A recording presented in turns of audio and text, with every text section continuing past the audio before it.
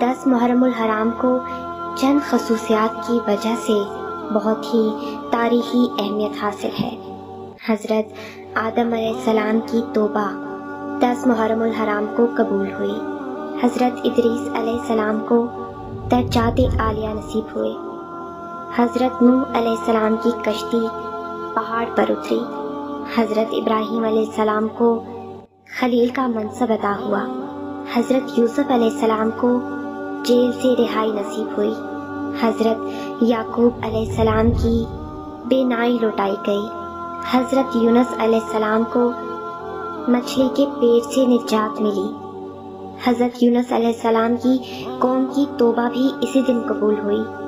حضرت موسیٰ علیہ السلام کی قوم کو فرعون سے نجات ملی۔